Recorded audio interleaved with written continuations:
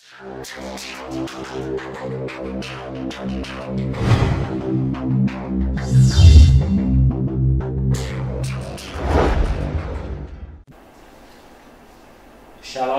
bonjour à tous, bonjour chers internautes.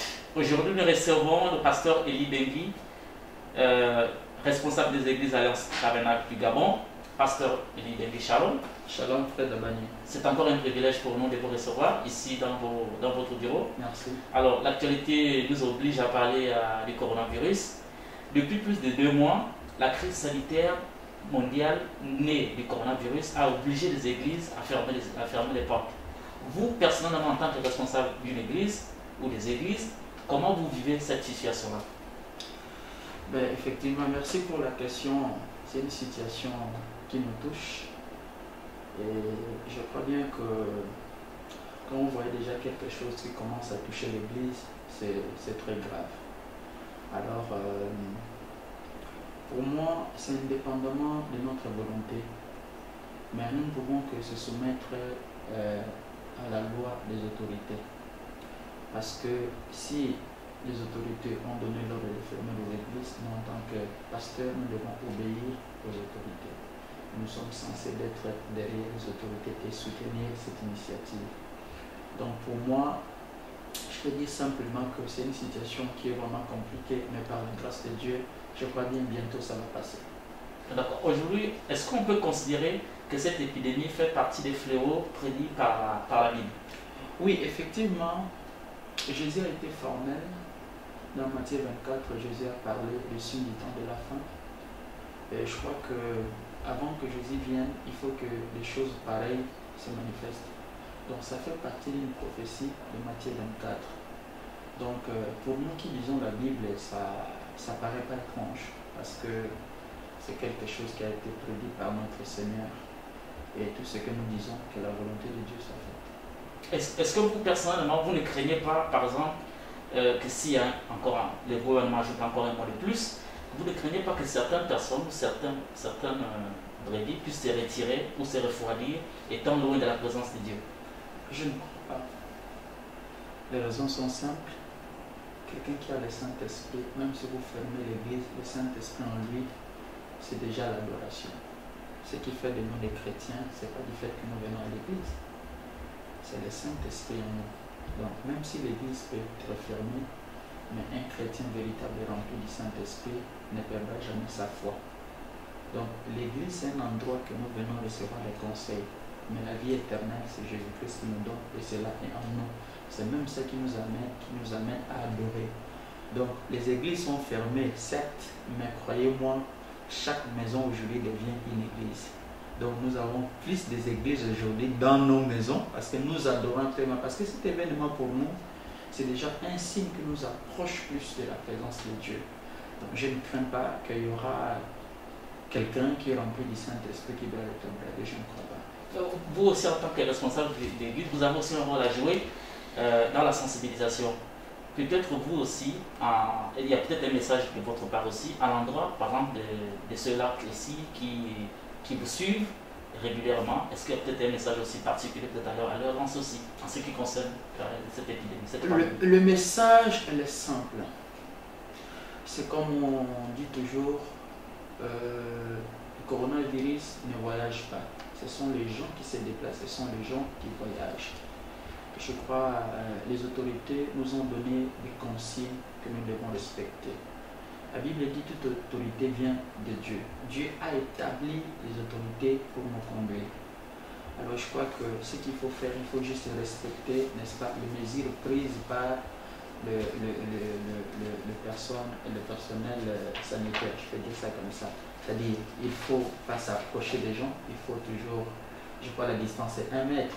Il faut porter le masque à tout moment. Il faut laver les mains constamment, rester chez nous à la maison. Et d'ailleurs là, à Libreville, nous sommes à un confinement partiel, je crois. C'est ça, non? Oui, partiel. Voilà, donc, et qu'à cela ne tienne, nous devons respecter les normes, c'est-à-dire être un peu loin de la personne, 1 mètre de distance, laver constamment les mains, porter le masque. Je crois avec ça, c'est les seuls conseils que je fais de nos enfants de Dieu. Alors, chers internautes, nous marquons une petite pause pour revenir juste derrière pour parler déjà de l'appel au ministère du pasteur Eli Bengui. Nous marquons une petite pause et puis nous revenons. Comment éviter d'être contaminé par le coronavirus? Lavez-vous régulièrement les mains. Lavez-les soigneusement à l'eau et au savon, tant la paume que le dos, mais aussi entre les doigts. Comptez entre 40 et 60 secondes par lavage. Toussez ou éternuez dans le pli de votre coude et utilisez toujours des mouchoirs en papier. Jetez-les dans une poubelle fermée. Si vous êtes malade, restez chez vous. Ne vous rendez pas au travail. Évitez autant que possible de vous toucher le visage, en particulier le nez et la bouche, avec les mains. Évitez les contacts rapprochés et évitez les poignées de main.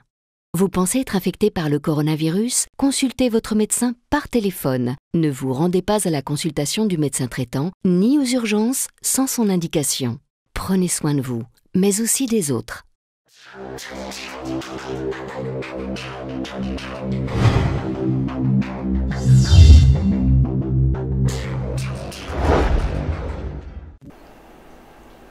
Alors, nous recevons aujourd'hui le pasteur Eli Bengui, responsable des églises Alliance Tabernacle du Gabon.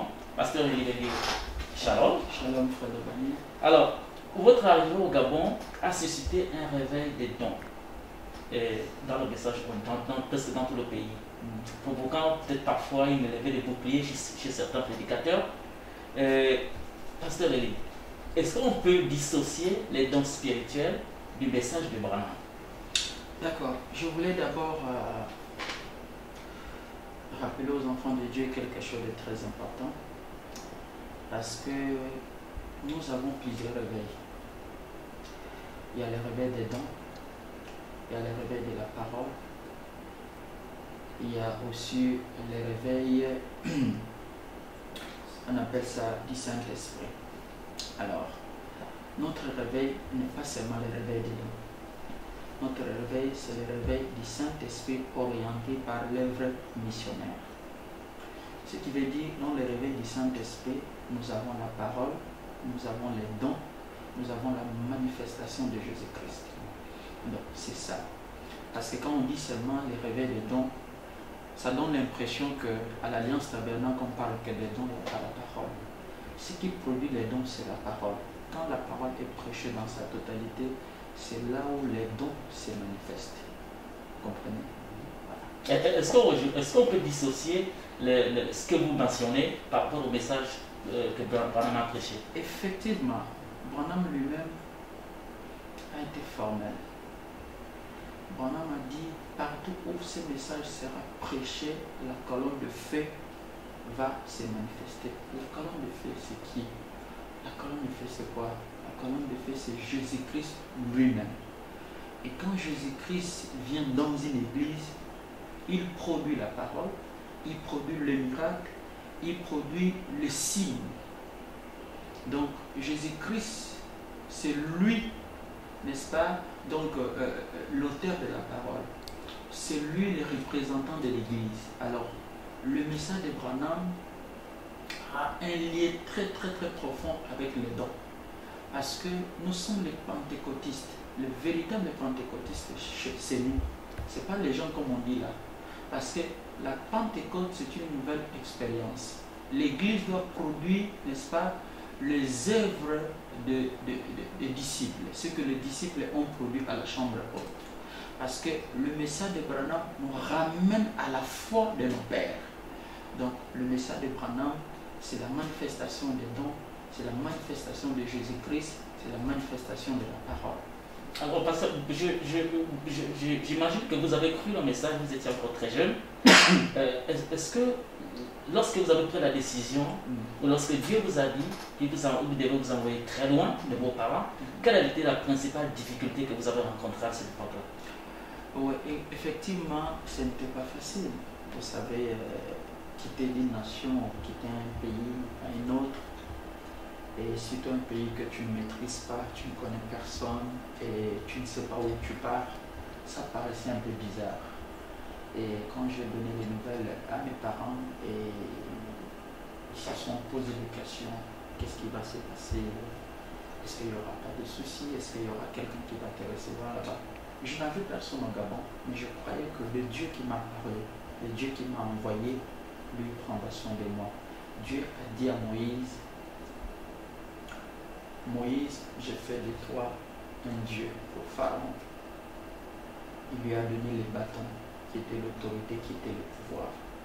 C'est-à-dire tout ce que Moïse disait, c'était Dieu. Et moi, je croyais à ce Dieu-là. Je me disais, le Dieu qui m'a parlé, il prendra soin de moi. Et c'est ce qui a été fait. Pasteur Eli, Israël Panganga, ce nom vous dit quelque chose? Effectivement. Qu'est-ce que vous en savez plus? Je crois que ce n'est pas le moment de parler de cette question. Alors, récemment, il y a 2 mois, le pasteur Barouti était en séjour à Libreville. Il était venu pour l'inauguration d'une église, notamment chez votre aîné, que vous appelez affectivement votre aîné, le pasteur Raphaël Mosego. On vous a vu à côté de cet homme-là. Qu'est-ce qu'il représente pour vous en tant que jeune, quand je dis jeune, par rapport à votre âge, dans le message? Oui, d'abord, ce qu'il faut savoir, c'est que ce n'est pas aujourd'hui que j'ai connu le pasteur Barouti. J'ai connu le pasteur Barouti depuis. J'ai fait partie, n'est-ce pas, je suis en d'autres termes un membre de son église. Parce que j'ai cru le message là-bas. Donc, je connais le pasteur Barouti depuis. Ceux qui connaissent le quartier Rigini à Kinshasa, je suis né là-bas. L'église Barouti Tabernacle est chez nous, c'est au moins 1 kilomètre. C'est-à-dire, j'ai quitté Rigini en 2008. Vous imaginez, en 2008. Donc, je connaissais le pasteur Barouti depuis un moment. Le pasteur Barouti, en d'autres termes, c'est mon pasteur. Et un ancien. Dieu a élevé cet homme avec un don puissant. Et je suis venu au Gabon, j'ai appris que le pasteur Barouti est là. Et étant qu'un ministre de l'Évangile, je dois soutenir, parce que la cause, elle est juste. C'est celle d'amener les âmes. Et j'ai soutenu le pasteur Barouti. Voilà. On vous a vu à ses côtés, notamment à Libreville, et même lorsqu'il s'est rendu encore gentil. Et il vous a ovationné comme ça, devant le public, devant tout le monde. Qu'est-ce que ça vous fait, vous, quand il y a un homme de Dieu de cette envergure, vous vendre vos mérites comme ça? Pour moi, ça me donne beaucoup plus la crainte de Dieu. Parce que j'ai toujours dit à Dieu, si je pouvais avoir un jour un témoignage comme celle du pasteur Barouti, du pasteur Mosengo, ça me fera plaisir. J'ai toujours prié. Vous savez, servir Dieu, c'est pas facile. Et quand vous voyez quelqu'un atteint ce niveau, cette dimension, il faut glorifier Dieu. C'est pas facile. Et ma prière a été toujours un jour que je sois comme ces gens-là. Voilà. Et justement, en moins de 8 ans, vous avez une dizaine d'églises. C'est pas facile. Est-ce que vous pensez avoir donné quelque chose au peuple du Gabon, à l'épouse du Gabon? Oh, si je l'ai dit que c'est moi qui a donné, ça sera aussi une manière de m'inventer. C'est pas moi qui a donné. C'est vrai, je suis le canal que Dieu a utilisé pour amener les âmes, mais c'est Dieu qui a fait le travail. Donc je glorifie le Seigneur et je me dis, si Dieu a encore besoin de moi, au travers de moi, il donnera la nourriture pour partager au peuple gabonais. Vous savez, j'aime tellement ce pays. Le Gabon, c'est une nation qui a plein de promesses. Et le prophète Branham, peut-être c'est quelque chose que les gens ne connaissent pas, a mis ses pieds dans ce pays. C'est un pays de promesses. Et je crois qu'en tant qu'homme de Dieu, nous avons un grand travail à faire au Gabon. Et nous avons besoin des serviteurs de Dieu qui ont le souci d'amener les âmes. Voilà, donc je crois que je suis encore trop jeune, je n'ai pas encore donné ce que Dieu m'a donné en fait. Je compte encore donner, si Dieu a accepté. Voilà. Si je m'en tiens à ce que vit le Barouti Tabernacle, qui était Reggaené à l'époque, est devenu le Barouti Tabernacle, cette église en 20 ans a connu près de 18 scissions, donc 18 divisions. Est-ce que vous, vous ne craignez pas aussi, par exemple, de rencontrer cette situation, par exemple, à l'avenir? Est-ce que vous avez, dans le passé, rencontré une telle difficulté, par exemple, voir vos proches, ceux que vous allez considérer, vous quitter comme ça? Oui. Oh. Vous savez, dans le ministère, il faut s'attendre à tout. Jésus a prêché l'évangile à son époque. Un jour, il se tient debout et il dit, si vous ne mangez pas ma chair, vous ne buvez pas mon sang, vous n'avez pas la vie éternelle. L'église qui était 70 disciples ou 70 adeptes, tous l'ont quitté. Il est resté qu'avec 12. Vous voyez, les gens l'ont traité d'un cannibale. Comment on peut manger la chair de quelqu'un? Et Rigini a connu, comme tu viens de le dire, plus de 20, même plus. Alors, j'en ai connu aussi. J'en ai connu. Et j'ai fait confiance à beaucoup de gens. Et aujourd'hui, beaucoup de gens aussi nous ont quittés. Donc, c'est leur choix. On ne peut pas les empêcher. Donc, ils ont pris leur chemin. Moi, je continue à faire mon travail. Chacun a son appel. Chacun a sa manière que Dieu l'avait appelé. Moi, j'ai reçu mon appel et je sers Dieu selon la manière qui me conduit. Donc, ceux qui sont partis, gloire à Dieu, simplement, je leur souhaite bonne chance. Dites-nous, pasteur, ou dites à tous ceux qui nous regardent, vous vous considérez comme qui? Un commissionné? Vous vous considérez comme qui exactement? C'est une question pertinente, mais je vais quand même essayer de répondre par la grâce de Dieu. Je crois j'ai reçu une commission, une véritable commission. Parce que je connais un peu le Gabon.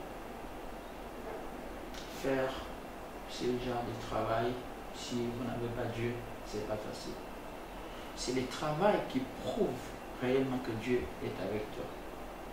Je ne crois pas. Frère Bana me dit, Dieu ne confirme jamais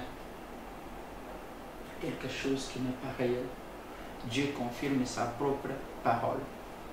Et j'ai beaucoup de témoignages. J'ai vu Dieu au travers de ce ministère. J'ai vu les surnaturels. J'ai vu la manifestation du Saint-Esprit. J'ai vu les guérisons. J'ai vu même les résurrections. Ça dit pour moi, je suis convaincu. Ça, c'est une ferme assurance. Et personne ne pourra m'enlever. J'ai été commissionné dans ce pays. Voilà. Et il y a quelque chose qu'on peut mettre à votre actif, pasteur. On n'a jamais entendu que vous êtes rentré dans une église, diviser une église. Est-ce que, s'il y a un conseil, par exemple, à donner aux jeunes ministres, à tous ceux qui vous suivent, quel est le conseil que vous pouvez donner à ceux-là qui vous suivent ou qui vous font confiance? Oui. D'ailleurs, je commence à vous donner, vous qui êtes avec moi ici, parce que c'est très important. Vous savez, pour être un grand, il faut être à côté d'un grand. Pour être spirituel, il faut être à côté de quelqu'un qui est spirituel. Pour être élevé, il faut être à côté de quelqu'un qui est élevé. Nous avons été à côté des personnes que Dieu a oint et nous avons acquis leur expérience. Quitter une église, c'est pas mauvais. Si vous vous sentez que vous êtes prêt à exercer un ministère, si vous êtes sous une tutelle de quelqu'un, cherchez à sortir par la voie normale. Si vous avez un père spirituel, demandez à votre père spirituel, il vous impose les mains, vous partez avec une bénédiction. C'est comme moi. Je ne suis pas sorti d'une église. Et d'ailleurs, depuis que je suis là, je ne suis jamais sorti d'une église. Donc, moi, j'ai parlé à mon père spirituel de ce que Dieu m'avait montré et il a prié pour moi et aujourd'hui les fruits sont là. Ce que je donnerai comme conseil aux serviteurs de Dieu, à ceux qui ont le ministère, si vous voulez sortir d'une église où vous sentez, parce que le ministère brille, allez auprès de votre père spirituel, parlez-lui et qu'il vous impose la main. Même si vous sortez, je vous conseillerais de sortir seul. Mais si vous avez déjà des ambitions, ou vous avez l'idée de diviser l'église, croyez-moi, l'église que vous allez commencer, au début, ce sera bien. Parce qu'au début, l'église, il n'y a pas de problème. Tu peux évangéliser avec le courage, les gens vont venir. Mais il y a déjà une mauvaise semence. Branham me dit, ce qui commence mal finit mal. C'est ça la parole de Dieu et c'est ça la loi. Donc, vous allez comprendre que à la longue vous aurez des problèmes. La même division que vous avez causée, vous aussi vous aurez la même chose. Donc je ne conseille pas quelqu'un de diviser une église parce qu'il y a des conséquences derrière. En vous entendant, moi je comprends qu'un père spirituel a une importance. Quelle est son importance dans la vie d'un jeune ministre? C'est très très important. Je ne crois pas, même le naturel doit nous enseigner. Parce que la Bible dit le naturel et le type spirituel. Quelqu'un qui n'a pas un père, ben, c'est un parachutiste. Donc quelqu'un doit avoir un père. Comme Branham me dit, le père spirituel est très important que le père géniteur. Bon, je ne minimise pas le père géniteur, mais je répète ce que Branham dit. Donc je crois qu'un père spirituel, c'est un conseiller, c'est quelqu'un qui t'impose la main. Vous allez comprendre quelque chose. Paul, sur le chemin de Damas, quand il était seul, il a rencontré la colonne de feu. Dieu lui a dit, va chez Ananias. Ananias typifiait le père spirituel de Paul. Parce que c'est Ananias qui devait l'imposer les mains. Mais n'oubliez pas que Paul avait Gamaliel qui était son enseignant. Mais Dieu ne l'a pas envoyé chez Gamaliel. Dieu l'a envoyé auprès d'Ananias. Et Ananias l'a imposé les mains. Et Dieu a parlé à Ananias. Et regardez le ministère de Paul aujourd'hui. Vous ne pouvez pas être un ministre et manquer un père spirituel. Il n'y a pas de sens. Quelqu'un doit avoir un père spirituel. Un père spirituel, c'est quelqu'un qui t'impose les mains, qui te donne sa main d'association, qui te bénit. Vous comprenez? Et à chaque fois que vous aurez des problèmes dans votre ministère, vous allez courir vers le père spirituel. Vous allez vers lui. Vous lui dites, papa, voilà. Parce que le ministère, c'est un terrain glissant. Il faut que les gens comprennent ça. C'est un terrain glissant. Il faut être sage. Conduire l'église, c'est pas comme si tu conduisais, je sais pas, c'est très très compliqué. Il y a des situations qui peuvent arriver parce que ça ne manque pas. Il faut avoir un conseiller, un père spirituel. Maintenant, si toi tu n'as pas un père spirituel, tu vas faire comment? Donc le père spirituel est très très important dans la vie d'un ministre. Alors, nous acheminons vers la fin de cette interview. Peut-être que vous aurez un message, quelque chose, un conseil peut-être à donner à tous ceux qui nous regardent sur votre page officielle, sur Facebook, nos réseaux sociaux, notamment YouTube également. Est-ce que s'il y a un mot, quelque chose à dire, qu'est-ce que vous diriez à tous ceux qui vous regardent actuellement? Ce que je dirais aux enfants de Dieu actuellement, parce que compte tenu de la situation à laquelle nous vivons, cette pandémie qui est en train de frapper le monde entier, ne perdez pas votre foi. N'écoutez pas tel a dit, tel a dit. Nous avons de lourds ravisseurs qui ont la mission.